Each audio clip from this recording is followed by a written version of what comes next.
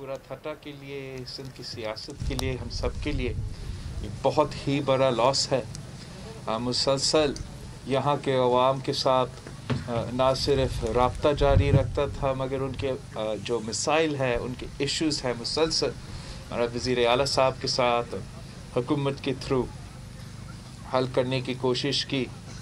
और हम इस मुश्किल वक्त में, इस दुख के वक्त में उनके ख़ानदान के साथ है।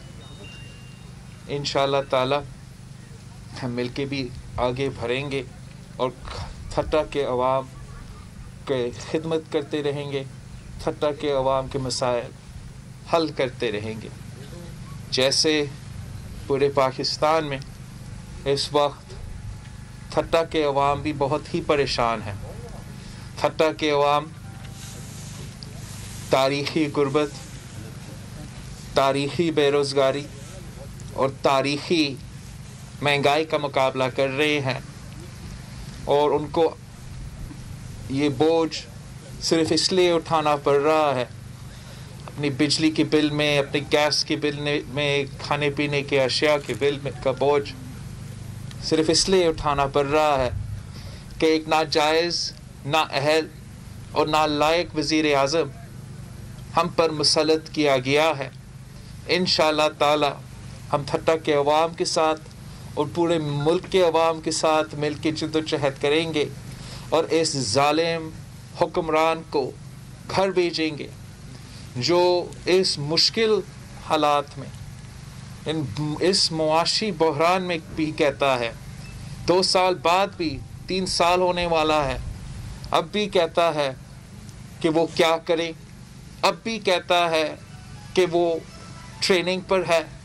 हम समझते हैं कि अगर वज़ीर आज़म साहब के पास हमारे अवाम का मसाइल का हल नहीं है, अगर वज़ीर आज़म साहब पाकिस्तान पीपल्स पार्टी की तरह इन अवाम की तनख्वाह में इजाफ़ा नहीं कर सकता, पेंशन में इजाफ़ा नहीं कर सकता, बिजली के बिल में कमी नहीं कर सकता, गैस की बिल की कमी नहीं कर सकता, महंगाई के मुकाबला करने के लिए उसके पास कोई हल नहीं है, तो उसको मुस्ताफ़ी होना चाहिए, घर जाना चाहिए, और हमें इस मुल्क को वो मौका देना चाहिए कि ऐसे शख्स को हम मुंतखब करें जो अवाम के मसाइल का हल उनके पास हो। कोई वजह नहीं है, हम समझते हैं कि एब्सोल्युटली कोई वजह नहीं है कि पाकिस्तान जैसे मुल्क का जो एकोनॉमिक ग्रोथ रेट है, इस वक्त नेगेटिव एकोनॉमिक ग्रोथ रेट है पाकिस्तान का। पाकिस्तान का एकोनॉमिक ग्रोथ रेट बांग्लादेश और अफ़गानिस्तान से भी पीछे है, और पाकिस्तान के जो महंगाई का रेट है वो बांग्लादेश और अफ़गानिस्तान से भी आगे है। हम समझते हैं कि पाकिस्तान का मुस्तक़बिल रोशन है, हम समझते हैं कि पाकिस्तान के अवाम के लिए, पाकिस्तान की मईशत के लिए बहुत से मौक़े हैं, मगर अफसोस के साथ एक ऐसा नालायक शख्स हम पे मुसल्लत किया गया है जिसके पास हमारे अवाम का कोई मसला का हल नहीं है। हम पाकिस्तान के अवाम को दावत देते हैं, थट्टा के अवाम को दावत देते हैं कि पाकिस्तान डेमोक्रेटिक मूवमेंट के साथ दे, PDM के साथ दे। इंशाअल्लाह ताला ये जो कठपुतली राज, जो हाइब्रिड निज़ाम, जो सिलेक्टेड दौर से आप गुज़र रहे हैं, हम मिल के इनको हटाएंगे और ऐसे अवामी हुकूमत मुंतखब करेंगे। आप सबका मेहरबानी। महबूब बिरोई साहब।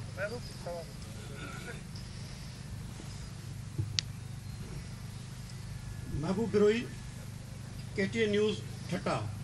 अस्सलाम वालेकुम बिरोई साहब। सर, आपसे ये जानना चाहेंगे कि मौजूदा जो सूरताल है, PDM जो जदोजहद में है, और इस हवाले से जो इजलास हुआ था उसके हवाले से कयास आराइयाँ की जा रही हैं कि बग़ैर नतीजे के वो ख़त्म हुआ, और शेख रशीद जो कह रहे हैं कि पीपल्स पार्टी जीत गई और PDM हार गई, तो इस हवाले से आपका क्या मौक़िफ़ है? सबसे पहले मैं समझता हूँ कि PDM का जीत पाकिस्तान पीपल्स पार्टी की जीत है, और पाकिस्तान पीपल्स पार्टी की जीत PDM की जीत है, इसलिए हम एक हैं। और जब PDM जीतती है तो पाकिस्तान की अवाम जीतती है। जहाँ तक मीडिया में प्रोपेगेंडा है और हुकूमती वज़रा के साजिश है, उसमें मैं आप सबको अपील करता हूँ कि आप उसको ज़्यादा जगह ना दें। ہم جانتے ہیں کہ آپ کے کیمراز میں اور آپ کی آواز میں بہت سا طاقت ہے. اتنا طاقت ہے کہ جب عمران خان صاحب اسلام آباد میں کھڑے ہو کر خالی کرسیاں سے خطاب کر رہے تھے، آپ اس کو انقلاب کی طرح پیش کر رہے تھے. اور اس وقت جب پی ڈی ایم ایک حقیقی آرگینک عوامی نمائندہ کا حکومت جو جمہوری پسند تحریک چلانے جا رہے ہیں، اس کے خلاف جان بوجھ کے میڈیا میں اور سازشی غیر جمہوری طاقتوں کی طرف سے سازش پھیلائے جا رہے ہیں. مگر پی ڈی ایم کی تحریک مستحکم ہے. پی ڈی ایم کے کارکن، پاکستان کے عوام سب مل کر انشاءاللہ تعالیٰ اس حکومت کا مقابلہ کر کے دکھائیں گے اور اس کٹ پتلی کو ہم گھر بھیج دیں گے. ڈاکٹر شاہد صدیقی، جیو نیوز. سر ہمیں یہ بتائیں کہ جو یہ قیاس یہاں کی جا رہی ہیں تو اس سے آپ پی ڈی ایم کا مستقبل کیسا دیکھتے ہیں؟ اور دوسرے جو یہ لوگ کہہ رہے ہیں کہ جو ترک کے پتے ہیں وہ سارے آصف زرداری کے پاس موجود ہیں، تو آپ کو کیا پتہ ہے کہ وہ ترک کے پتے کیا ہیں؟ ہمیں بھی آج بتائیں. ہم پاکستان پیپلز پارٹی نے ہمیشہ کسی اور کی طرف نہیں، عوام کی طاقت پہ اور عوام پہ ہی بھروسہ کیا ہے. اور اس وقت ہم سمجھتے ہیں کہ جو ہمارے ملک کے مزدور ہے، جو ہمارے ملک کے کسان ہیں، جو ہمارے ملک کے غریب عوام ہے، جو ہمارے ملک کا سفید پوش طبقہ ہے، جو ہمارے ملک کا طالب ہے، جو ہمارے ملک کا ڈاکٹر ہے، جو ہمارے ملک کا صحافی ہے، وہ سب تنگ آ چکے ہیں. وہ مشکل حالات میں اپنا زندگی گزار رہے ہیں، مشکل سے اپنے بچے کو اسکول بھیجتے ہیں، مشکل سے اپنے بزرگوں کے دوائیوں کا بندوبست کرتے ہیں. اور ہم سمجھتے ہیں جہاں ان کو پتہ ہے کہ یہ کٹ پتلی وہ واحد وجہ ہے کہ یہ ان مشکلات کا سامنا کر رہے ہیں، تو وہ تیار بھی ہے کہ پی ڈی ایم کے ساتھ دے اور اس حکومت کا مقابلہ کرے. جہاں تک صدر زرداری کی بات ہے، جہاں تک پاکستان پیپلز پارٹی کی بات ہے، ہاں یہ ہمارا تاریخ ہے، ہاں یہ ہمارا ریکارڈ ہے کہ ہم نے نہ صرف غیر جمہوری طاقتوں کا مقابلہ کیا ہے، تحریکیں چلائے ہیں، ڈٹ کے مقابلے کیے ہیں، مگر ہم کامیاب بھی ہوئے ہیں. اور ہم کامیاب اس لیے ہوئے ہیں کہ ایک طرف ہم عوام کی طاقت سے اپنے سیاست کرتے ہیں، تو دوسری طرف ہم عوام کے مفاد میں، ملک کے مفاد پہ اور سیاسی طور پہ اور سیاسی جدوجہد کا جو طریقہ ہوتا ہے، ہم نہ صرف سیاسی جدوجہد لڑنا بھی جانتے ہیں، مگر سیاسی جدوجہد کا سیاسی حل عوام کا مفاد میں نکالنے بھی جانتے ہیں. اقبال جعفر، ایکسپریس نیوز. چیئرمین صاحب، یہ جزائر کے معاملے میں جو پیپلز پارٹی نے جو رولنگ ابھی تو نہیں دی ہے، مگر یہ پیپلز پارٹی کے پاس جو آپشن تھے، آج تو ان کی مدت ختم ہو گئی ہے اس پیڈا کی، تو پیپلز پارٹی آئین کے آرٹیکل 144 کے تحت سندھ اسمبلی سے بھی اس کو مسترد کروا سکتی ہے. اور جو ہے پی ڈی ایم کے جلسوں میں جو آپ کا اسٹینڈ ہونا چاہیے وہ نظر نہیں آتا ہے، تو اس حوالے سے آپ کیا کہیں گے؟ جہاں تک پاکستان پیپلز پارٹی کا موقف اور اس حکومت کا سازش سندھ اور بلوچستان کے آئلینڈز پہ قبضہ کرنے کے لیے جو جاری ہے، پاکستان پیپلز پارٹی کا آواز نہ صرف آج سب سے آگے ہے، مگر جب بھی ہر آمر کے دور میں یہ قبضے کرنے کی کوشش کرتے ہیں. مشرف کے دور میں بھی یہ قبضے کرنے کی کوشش کی تھی، اور تب بھی پاکستان پیپلز پارٹی کا صف اول کا کردار تھا. ہم نے اس ایشو کو مختلف موقع پہ، مگر خاص طور پہ پی ڈی ایم کے جو کراچی کا جلسہ تھا، اس موقع پہ بھی پی ڈی ایم کے پلیٹ فارم سے اس ایشو کو نہ صرف اجاگر کیا، مگر اس کے بعد سندھ کا کابینہ نے اور سندھ کا جو اسمبلی ہے، انہوں نے ریزولوشن پاس کر کے سندھ کے عوام کے جو خواہشات ہے، سندھ کے عوام نے جس طریقے سے اس موو کو مسرت کیا ہے، اور اس کو پورے ملک کے سامنے پیش کیا. جہاں تک یہ آپ مشورہ ذکر کر رہے ہو کہ سندھ اسمبلی کسی قانون، میں سمجھتا ہوں کہ شاید سندھ اسمبلی کے پاس کسی آرڈیننس کو اوورٹرن کرنے کا آئینی اور قانونی اختیار نہیں ہے، لیکن سندھ اسمبلی ہمارے عوام کا آواز بنیں گے اور جہاں وہ اپنا کوشش کر سکتے ہیں وہ ضرور کریں گے. سب سے اہم کردار نیشنل اسمبلی میں، سینٹ میں اپوزیشن کے ممبران کے رہا ہے. مسلسل وہاں بھی اس ایشو کا ہم نے ڈٹ کا مقابلہ کیا ہے. ہمارا تھٹا کا سینیٹر صاحبہ سسی پلیٹو صاحب بھی اسی پلیٹ فارم سے ان ایشوز کا مقابلہ کرتی رہی ہے، اور انشاءاللہ تعالی ہم ہر اس کوشش کو ناکام کرائیں گے.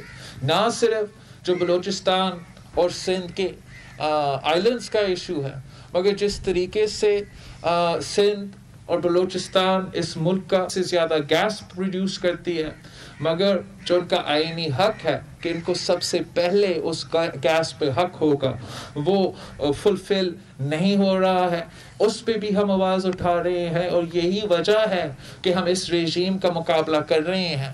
یہی تو وجہ ہے کہ ہم پہلے دن سے اس رژیم کا مقابلہ کر رہے ہیں. نہ صرف پہلے دن سے، مگر الیکشن کے دوران سے پاکستان پیپلز پارٹی کا موقف یہ رہا ہے کہ یہ کٹ پتلی راج قائم کیا جا رہا ہے تاکہ آپ کے حقوق پہ ڈاکہ ڈالا جائے. یہ کٹ پتلی راج قائم کیا جا رہا ہے. میں اسی تھٹا میں الیکشن کے دوران میں نے کہا تھا کہ آپ کا 18th امینڈمنٹ کو، آپ کا NFC ایوارڈ کو، آپ کا بے نظیر انکم سپورٹ پروگرام کو نشانہ بنانے کے لیے یہ کٹ پتلی لے آنا چاہ رہے ہیں. اور ہم جانتے ہیں کہ ہم نے الیکشنز میں بھی ان کو شکست دلوائے ہیں. تھٹا کے عوام نے ان کو الیکشنز میں شکست دلوائے تھے، اور انشاءاللہ تعالی ہم اپنے احتجاج کے تھرو بھی ان کو شکست ضرور دلوائیں گے. میں ایک اور بات پہ بات کرنا چاہوں گا. جو آج جو خبر رپورٹ ہوا بلوچستان کی طرف سے، جہاں وہاں کے جو کول مائنرز ہیں ان کے خلاف جو دہشت گردی کا اور قاتلانہ واقعہ ہوا، اس کو ہم نہ صرف مزاحمت کرتے ہیں مگر مطالبہ کرتے ہیں کہ حکومت وہ نیشنل ایکشن پلان جو پتہ نہیں کب سے وفاق بھول چکا ہے اس پہ عمل درآمد کرنا شروع کرے. ابھی جب سے یہ حکومت آئی ہے ہم نے دیکھا ہے کہ نیشنل ایکشن پلان پہ عمل درآمد نہیں ہو رہا ہے. عمل درآمد ہونے کے بجائے بڑے بڑے دہشت گرد بھاگ جا رہے ہیں.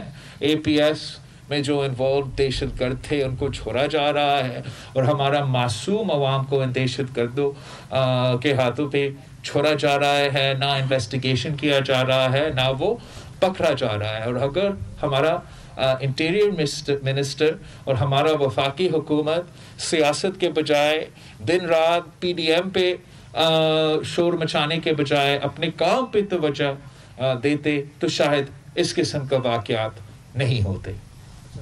چیئرمین صاحب، حمید سمرو GNN. سوال یہ ہے کہ نیشنل ڈائلاگ کا میسج دیا جا رہا ہے. مشرف دور کے پرانے کھلاڑی جو ہے نا میدان میں اتارے گئے ہیں، اور مولانا فضل الرحمان کے دروازے تک دستک دی گئی ہے. تو آپ کے دروازے تک بھی یہ دستک دی گئی ہے، اور یہ ہے کیا چیز، کیا چاہ رہے ہیں آخرکار؟ پتہ نہیں. ابھی تک یہ جو نمائندہ جس کا آپ ذکر کر رہے ہو باقی جماعتوں کے پاس پہنچ چکا ہے، ہمارے پاس نہیں پہنچے.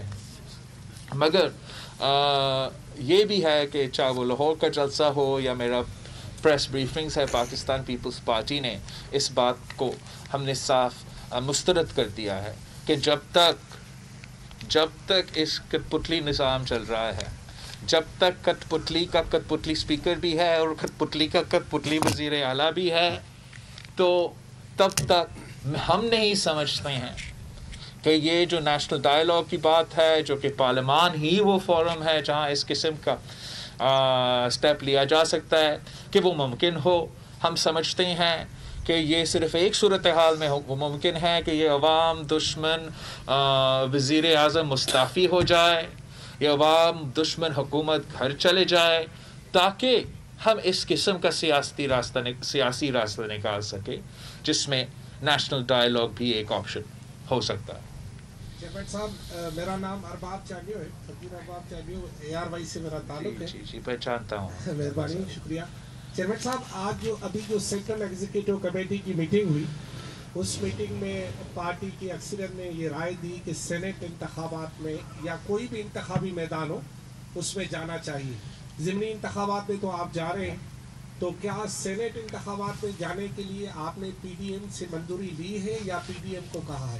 ہم نے یہ کہ آپ جس بھی پی ڈی ایم کے اجلاس میں نہیں جاتے تو خبریں بڑی گردش کرتی ہیں. جی میں سمجھتا ہوں سب سے پہلے کہ جہاں تک بائی الیکشنز کی بات ہے اور کوئی اور الیکشنز کی بات ہے، ہم نے سی کی میٹنگ کے بعد کی پریس کانفرنس میں بھی کہا تھا کہ جو بھی فیصلے لیے جائیں گے وہ پی ٹی ایم کے پلیٹ فارم سے لیے جائیں گے، انشاءاللہ تعالیٰ وہ کنسنسس کے ساتھ لیے جائیں گے.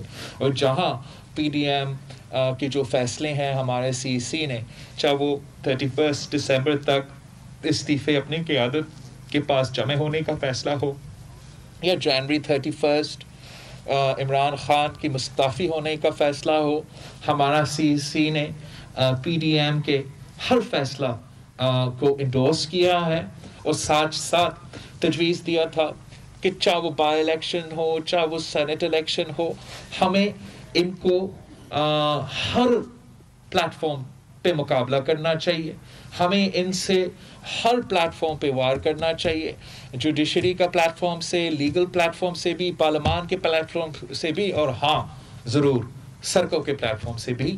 اور یہ فیصلے پی ڈی ایم کے تنظیمیں کریں گے. میرا آپ سے سوال یہ ہے کہ مولانا صاحب کہہ رہے ہیں کہ ہم پنڈی جائیں گے، کیا آپ پنڈی جائیں گے یا اسلام آباد سے واپس؟ ہم پنڈی سے ہو کر آئے ہیں.